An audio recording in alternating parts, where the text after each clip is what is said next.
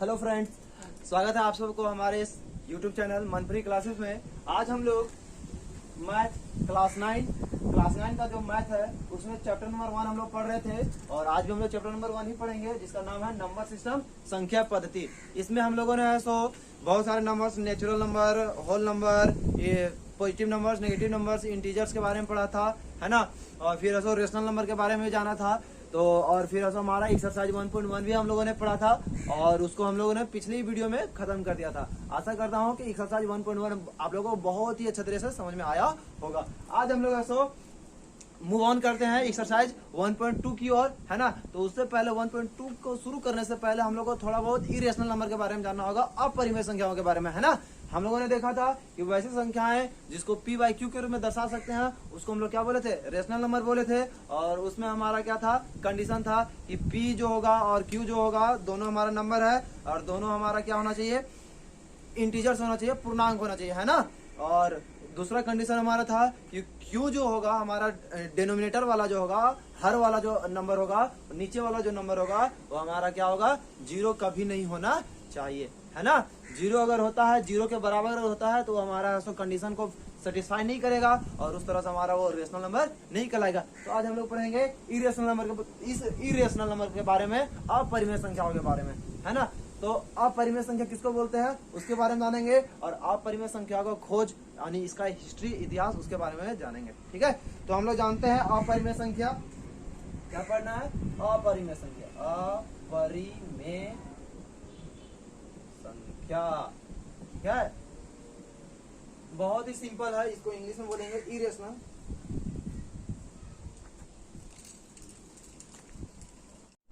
हाँ, तो अपरिमेय संख्या इसको इंग्लिश में बोलेंगे इरेशनल नंबर्स, ठीक है, इरेशनल नंबर्स, ठीक है।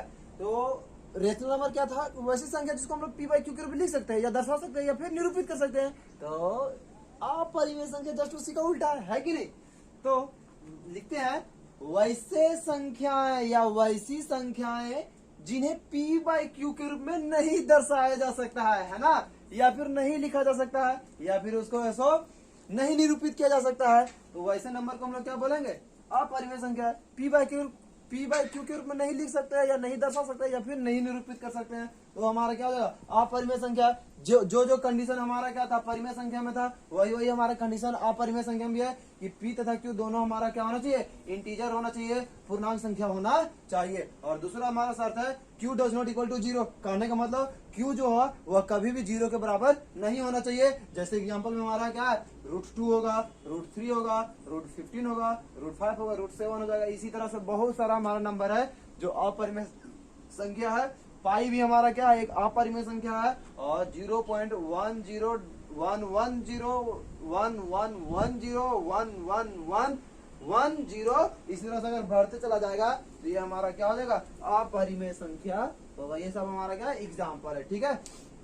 तो इस सब के बारे में हम लोग ऐसा आगे चर्चा करेंगे। √2, √3, √5 को हम लोग ऐसा क्या करेंगे, नंबर लाइन पर भी ऐसा हम लोग दर्शाना सीखेंगे, है ना।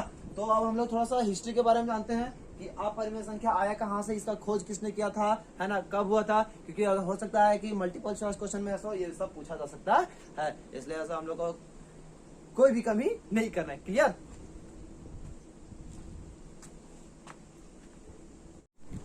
तो अपरिमेय संख्या का जो खोज हुआ था वह कब हुआ था, लगभग 400 BC में, है ना, मतलब 400 ईस्वी सन पूर्व, ठीक है।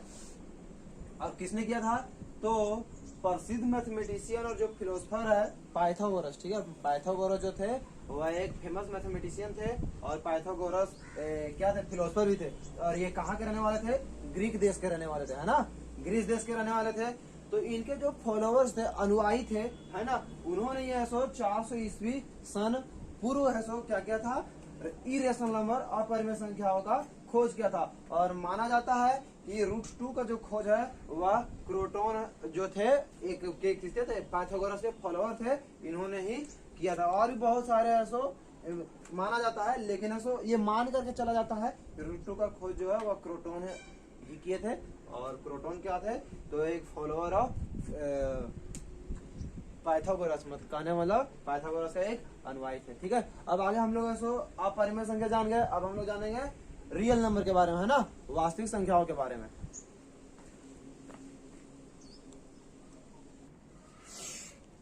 तो रियल नंबर्स, वास्तविक संख्याएं, ठीक है। तो अगर हम लोग ऐसा क्या करते हैं, परिमेय संख्या और अपरिमेय संख्या को एक बैग में, एक थैले में अगर मिला देते हैं, तो जो थैला होगा, जिस तरह से हमारा नेगेटिव नंबर और पॉजिटिव नंबर के बैग को हम लोग क्या बोले थे, इंटीजर्स बोले थे ना, उसी तरह से रेशनल नंबर और इरेशनल नंबर का जो बैग होगा वो हमारा क्या कहलाएगा, रियल नंबर कहलाएगा, है ना। कहने का मतलब वास्तविक संख्या के अंतर्गत हमारा परिमेय संख्या भी और अपरिमेय संख्या दोनों का ग्रुप आ जाए, ठीक है। नोट में हम लोग जानते हैं, बोलता है 1870 में दो जर्मन गणितज्ञ कैंटर और डेडेकिंड, ठीक है। 1870 ईस्वी में दो ठो जर्मन गणितज्ञ था, दो ठो जर्मनी का जो मैथमेटिशियन था, कौन कौन थे, कैंटर थे और डेडेकिंड थे। इन्होंने सिद्ध करके बताया था कि प्रत्येक वास्तविक संख्या के संगत संख्या रेखा पर एक बिंदु होता है। कहने मतलब प्रत्येक संख्या रेखा के लिए, प्रत्येक रियल नंबर के लिए संख्या रेखा पर एक हमारा क्या होता है, पॉइंट होता है, ठीक है। और फिर और संख्या रेखा के प्रत्येक बिंदु पर, है ना, जिस तरह से हर एक नंबर के लिए, हर एक रियल नंबर के लिए संख्या रेखा पर क्या होता है, एक स्पेशल पॉइंट होता है। उसी तरह से संख्या रेखा का एक एक बिंदु जो होता है, हर बिंदु के लिए एक स्पेशल हमारा रियल नंबर, वास्तविक संख्या होता है। यही हमारा नोट्स बताता है। आगे हम लोग संख्या रेखा पर √2 को दर्शाने सीखेंगे, √3 को दर्शाने सीखेंगे, ठीक है।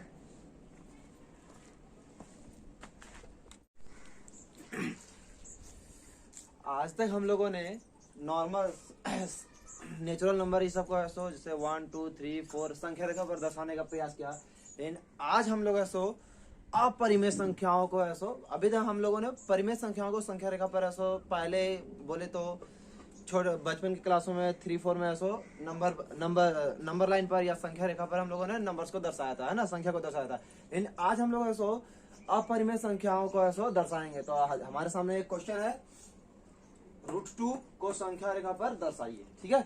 √2 को हम लोग को संख्या रेखा पर दर्शाना है, तो इसके लिए हम लोग सबसे पहले क्या करेंगे, एक वर्ग का फोटो बनाएंगे, ठीक है। एक वर्ग का फिगर बनाएंगे और उस वर्ग का नाम रहेगा हमारा ABCD, ठीक है। तो मान लेते हैं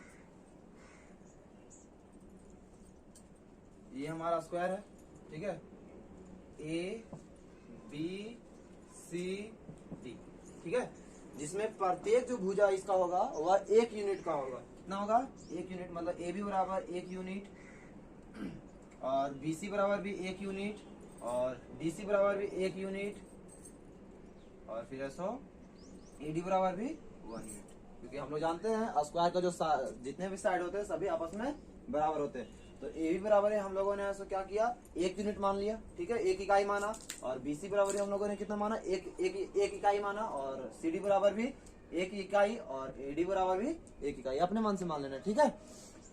अब उसके बाद क्या करना है कि इस क्वेश्चन को सॉल्व करने के लिए, इस प्रश्न को सॉल्व करने के लिए हम लोग को पाइथागोरस थ्योरम का अप्लाई करना होगा।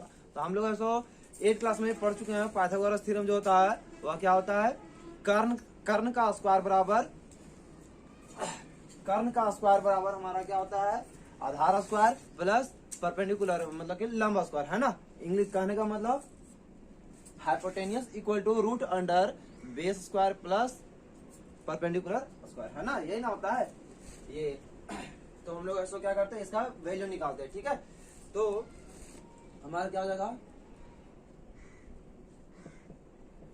पाइथागोरस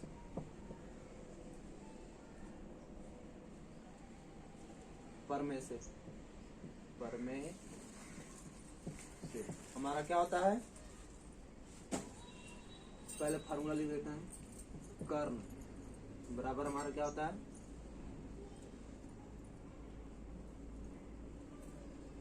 लंब का स्क्वायर प्लस आधार का स्क्वायर, ठीक है,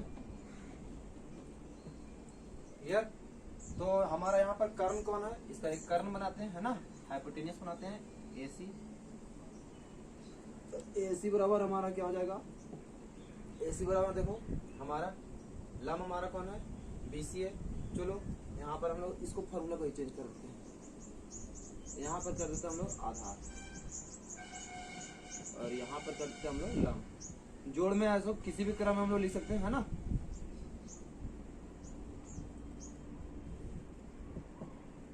कर्ण स्क्वायर बराबर आधार स्क्वायर प्लस लंब स्क्वायर, ठीक है। तो हमारा कर्ण जो है इस फिगर में वर्ग में हमारा कौन है, AC है, तो AC लिख दिए। और हमारा आधार पर कौन है, AB है, तो AB लिख दिए। और फिर हमारा लंब कौन है, AC है, BC है ना। देखो यहाँ लंब बन रहा है कि नहीं, 90 डिग्री, तो क्या हो जाएगा, BC। वैल्यू को सबका वैल्यू सब्स्टिट्यूट करो। AC बराबर हमारा क्या हो जाएगा, AB 1 का स्क्वायर और प्लस ये क्या कितना हो जाएगा, यार रूट भी छूट गया यार, क्या हो जा रहा है।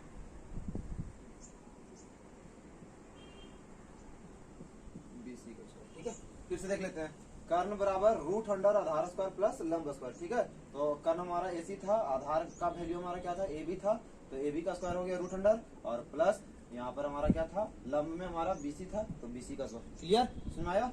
अब AB का वैल्यू बैठाओ, तो AB का वैल्यू कितना 1 है, 1 यूनिट, तो 1 यहाँ पर क्या स्क्वायर है, तो स्क्वायर दिए, और BC कितना है 1 है, तो 1 का स्क्वायर, और रूट में अंडर हो जाएगा। क्लियर। अब AC बराबर हमारा क्या हो गया, root under 1 square plus 1 square, कितना हो जाएगा 2 होगा कि नहीं, 1 का स्क्वायर 1 होता है, 1 और, ठीक है, ये हो गया। तो अब AC जो हमारा हो गया वो क्या हो गया, रूट अंडर 2 हो गया, ठीक है। तो हम लोग AC को ऐसा अब हम लोग क्या करते हैं, इसका जो वैल्यू निकल गया वो कितना निकल गया, रूट 2। अब इसको हम लोग क्या करते हैं, सब्स्टिट्यूट करते हैं, ड्रॉ करते हैं, पूरा यही वाला बेस लेकर के, ठीक है। तो अब हम लोग ऐसे क्या करते हैं, एक नंबर लाइन खींचते हैं,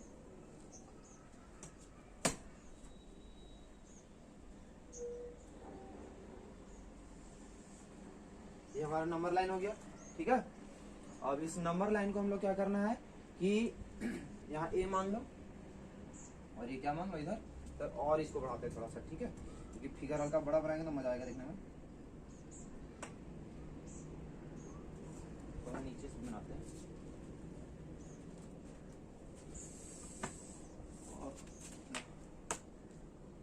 ना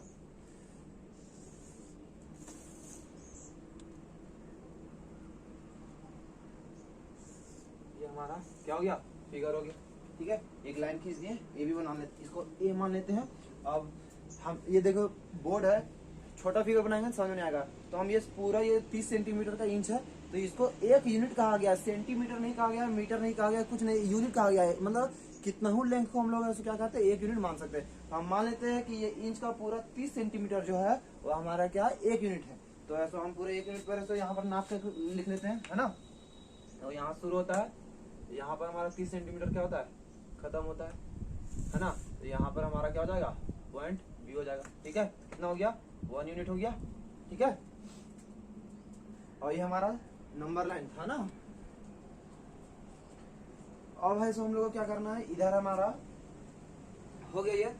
अब BC बराबर भी हमारा क्या है, 1 यूनिट है, लेकिन यहाँ पर क्या हमारा 90 डिग्री का है, तो यहाँ पर हमको ऐसा क्या करना होगा, 90 डिग्री बनाना होगा, है ना। चलो हम लोग ऐसा 90 डिग्री बनाते हैं, सब जुगाड़ है। देखो यहाँ पर क्या करते हैं, सबसे पहले 90 डिग्री बनाते हैं, ठीक है। यार इतना बड़ा मैंने क्यों बना दिया,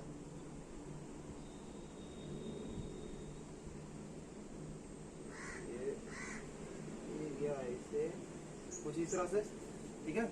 और यहाँ से देखो, यहाँ से चाप कटेंगे ऐसे, फिर यहाँ से चाप कटेंगे तो ऐसे, ठीक है, ऊपर भी, और ये ऊपर ऐसे, मतलब इस तरह से 90 डिग्री बनता है ना। तो हम लोगों ने क्या किया, 90 डिग्री बना डाला। ऐसे क्या करते हैं, इसको मिलाते हैं, ठीक है। तो मिलाने के लिए तो हमारे पास लकीर है नहीं, बॉक्स खींचते हैं यहाँ से,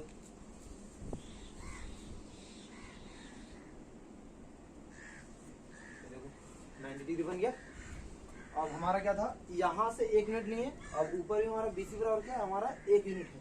तो 1 यूनिट को हम बोले थे 30 सेंटीमीटर मापते हैं, तो यहाँ से हम स्केल बैठाते हैं और क्या करते हैं, 30 सेंटीमीटर, ये कहाँ हुआ मेरा, ये यहाँ है ना, ये हमारा क्या हो गया, 30 सेंटीमीटर हो गया, तो 1 यूनिट इधर हुआ, तो ये भी हमारा यहाँ पर ए हो गया, बी हो गया, अब यहाँ पर क्या आएगा, सी आएगा, और ये भी हमारा क्या हो गया, 1 यूनिट हो गया, है ना। अब ए और सी को क्या करते हैं, मिला देते हैं, ए और सी को क्या करते हैं, मिला देते हैं, तो मिला देते हैं कुछ इस तरह से, है ना, मिल गया। अब देखो रूट AC में ही हमारा क्या था, √2 था, है ना, तो ये हमारा जो वैल्यू निकला वो किसका निकल गया, √2 का निकल गया पाइथागोरस थ्योरम से। अब इस लाइन को हमारा ये 1 यूनिट है, ये हमारा 1 यूनिट है, यानी ये हमारा क्या है, √2 निकला, है ना, अरे √2। तो अब समझ में आया कि हम लोगों ने ये वाला सॉल्यूशन क्यों किया, क्योंकि हमको √2 का वैल्यू चाहिए था, क्योंकि √2 तो हम लोग को पता नहीं है, हम लोग √2 क्या किए, यहाँ पर फाइंड आउट किए। अब इसको ये पूरा AC को हम लोग क्या करते हैं, चाप मान लेते हैं, क्या मान लेते हैं, आर्क मान लेते हैं, और यहाँ से फिर हम लोग इसको एक आर्क खींचेंगे, ठीक है। तो अब ये है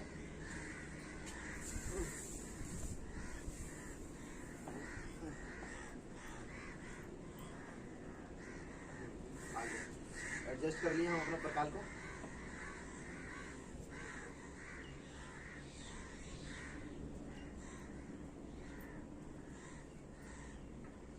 हाँ, एडजस्ट कर लिए। तो ये जो हमारा बन गया, ठीक है, ये जो हम लोग AC को है सो चाप मान करके, AC को है सो यूनिट मान करके ऐसे एक जो हम लोग आर्क खींचे, चाप खींचे, वो किसी पॉइंट पर जाकर के ऐसे संख्या के ऊपर मिलेगा, इसको हम लोग क्या करते हैं, हम लोग P मान लेते हैं, ठीक है, क्या करते हैं, P। तो देखो ये जब ये √2 था, क्या था, √2 ये था, तो इससे जो चाप बनेगा वो भी हमारा क्या होगा, √2 होगा ना। तो ये जो पॉइंट P होगा यही हमारा संख्या रेखा पर क्या होगा, √2 होगा, ठीक है। और इस तरह हमारा क्या हो गया, सोल्यूशन हो गया, समझ में आया। हम लोग क्या किए, एक लाइन खींचे अपने मन से, है ना, एक लाइन खींचे, और उस लाइन को क्या किए, 1 यूनिट लिए, है ना, 1 यूनिट लिए, जहाँ पर A हमारा क्या होगा, शुरुआती होगा, है ना, 0 यहाँ पर होगा, और यहाँ से सो 0 मेरा यूनिट था, यहाँ पर हम लोग 1 यूनिट लिए B तक, है ना, और B पर हम लोग फिर क्या किए, यहाँ पर 90 डिग्री बनाए, क्या बनाया है, 90 डिग्री। दूसरा स्टेप हमारा क्या था, 90 डिग्री, और 90 डिग्री के बाद फिर सो 1 यूनिट हम लोग को ऊपर लेना था, क्या लेना था, 1 यूनिट। जिस तरह से ये हमारा 1 यूनिट था, उसी तरह से जितना माप ये होगा उतना ही माप हमारा ये भी होगा। तो यहाँ पर जो हमारा जो था वह क्या था, 1 यूनिट था, और फिर ऐसा क्या किया, हम लोग AC को मिला दिए। अब AC को मिलाएं और AC को ही हम लोग क्या किए, 1 यूनिट मान लिए। यूनिट करने वाला एक अलग यूनिट, AC को जो यहाँ से यहाँ का एक नींव रखे थे, और यहाँ से क्या किए, चाप खींचे। तो जो चाप खींचे वही हमारा क्या हो गया, √2 हो गया, ठीक है। तो ये हमारा संख्या रेखा पर क्या हो गया, √2 सॉल्यूशन हो गया, ठीक है। इसका स्टेप अगर लिखना चाहे तो पहला स्टेप है सो, पहला स्टेप हमारा क्या हो जाएगा, इसको मिटा दूं,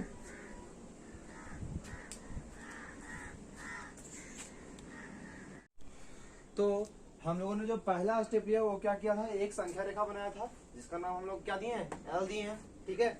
अभी बोलता है बिंदु A से 1 इकाई मात्रक की दूरी पर एक दूसरी बिंदु B खींचा। दूसरा स्टेप क्या है, बिंदु A से हम लोग क्या किए, 1 इकाई दूरी पर हम लोग बिंदु B लिए, है ना। और उसके बाद फिर ऐसा बिंदु B पर, तीसरा हमारा स्टेप क्या है, बिंदु B पर एक लंब बनाया और बिंदु B से 1 इकाई दूरी पर एक बिंदु C लिया, ठीक है। अब बिंदु B पर हम लोग क्या किए, एक लंब बनाया ना, परपेंडिकुलर बनाया, और यहाँ से 1 इकाई दूरी पर हम लोग क्या किए हैं, एक अन्य बिंदु लिए हैं जिसका नाम C है, ठीक है। अब चौथा स्टेप हमारा क्या कहता है कि AC को मिला दिया। अब AC को हम लोग क्या किए थे, मिला दिए थे, AC को क्या किए थे, मिला दिए थे। हमारा पांचवा स्टेप क्या कहता है, AC को इकाई मानकर, AC को ही हम लोग क्या किए थे, एक यूनिट मान लिए थे कि नहीं, और यूनिट मान करके इसको क्या किए थे, बिंदु C से एक चाप बनाया था, है ना, बिंदु C से क्या किया था, एक चाप बनाया था हमारा नंबर लाइन AL पर, है ना। और जो बिंदु P को दर्शाती है, AC को जो हम लोग इकाई मान करके हम लोग जो चाप खींचे वो ऐसा क्या करती है, बिंदु P को दिखाती है कि नहीं। और फिर आगे बोलता है छठा स्टेप, बिंदु P ही संख्या रेखा पर √2 है। और इस तरह से हमारा क्या हो गया, संख्या रेखा पर 2 को ऐसा निरूपण हो गया। हाँ, तो पिछली वीडियो में हम लोगों ने देखा कि √2 को ऐसा संख्या रेखा पर कैसे दर्शाया जाता है। आज हम लोग सीखेंगे √3 को ऐसा संख्या रेखा पर कैसे दर्शाएंगे, और इसका जो है सो हम लोग √2 को जो सीखे उसकी मदद से हम लोग √3 को ऐसा संख्या रेखा पर दर्शाने के लिए सीखेंगे, ठीक है।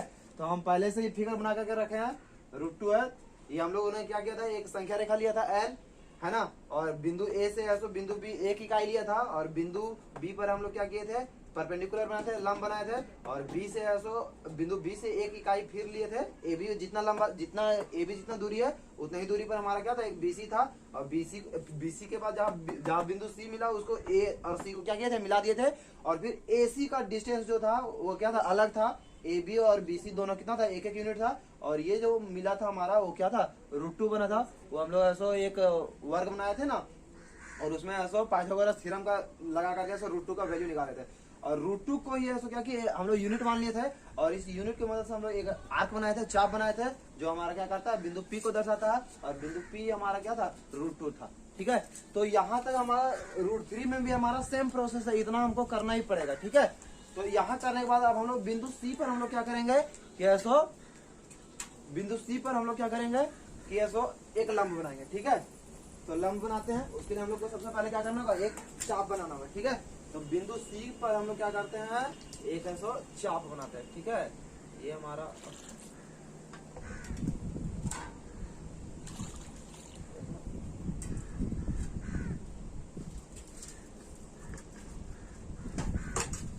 और ये हमारा चाप बन के तैयार हो गया है। यहाँ से अब हम लोग क्या करते हैं, नापते हैं। यहाँ से फिर ये बाबा लो,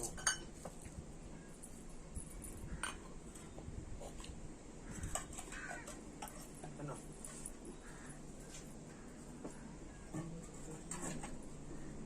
देखो हमारा यहाँ कहाँ मिला, यहाँ पर मिला है ना।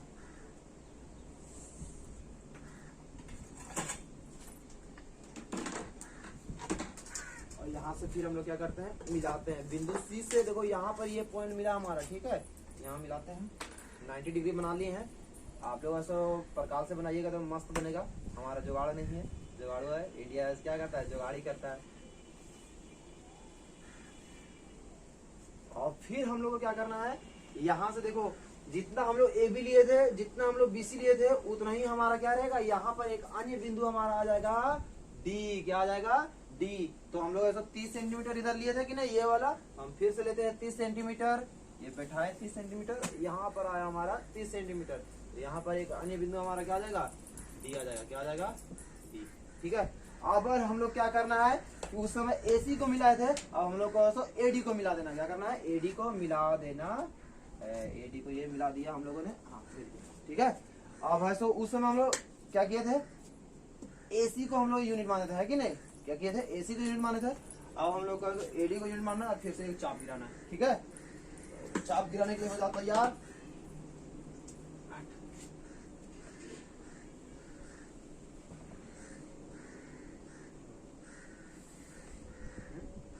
आ गया, लगभग लगभग आता है।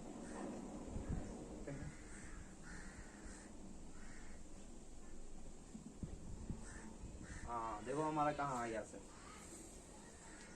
यहाँ पर हमारा एक बिंदु आया, क्या, ये वाला है ना। यहाँ से चाप खींचे तो हमारा यहाँ पर आया है ना, ये नंबर लाइन और बढ़ता इधर है ना। तो यहाँ पर जो आया, यहाँ पर हम लोग एक बिंदु मान लेते हैं, P मान लेते हैं। अब हम लोग क्या कर लेते हैं, Q मान लो। तो हमारा जो बिंदु Q होगा वो हमारा यहाँ पर क्या हो जाएगा, √3 हो जाएगा। क्या हो जाएगा, √3। अब हम लोग बताते हैं कि √2 का मदद क्यों लिए थे, क्योंकि √3 को ऐसा हम लोग तोड़ेंगे। क्या करेंगे, तोड़ेंगे। तो √3 जो होगा वह ऐसा क्या हो जाएगा, √3 तोड़ेंगे तो देखो तो क्या हो जाएगा, 2 + 1 के रूप में टूटेगा कि नहीं। 3 जो है वो किस में टूटता है, 2 + 1 के रूप में टूटता है ना। किस में टूटता है, 2 + 1 के रूप में टूटता है। तो √3 बराबर हमारा क्या हो जाएगा, देखो 2 का स्क्वायर प्लस 1 का स्क्वायर। तो √3 बराबर हमारा क्या हो जाएगा, √2 का स्क्वायर कितना हो जाएगा,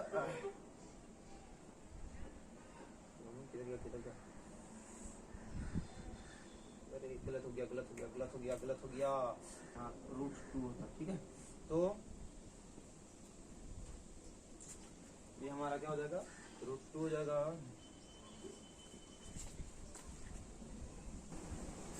हाँ, तो 3 को हम लोग लिख सकते हैं 2 + 1। ठीक है, अब दोनों साइड ऐसे रूट को बैठा दो, √3 बराबर √2 + √1। अब √3 का वैल्यू तो निकलता नहीं है, √2 का वैल्यू निकलता है नहीं, √2 और 1 का वैल्यू निकलता है, √1 का वैल्यू 1। तो क्या हो जाएगा, √3 जो है वह √2 + 1 के रूप में टूटा।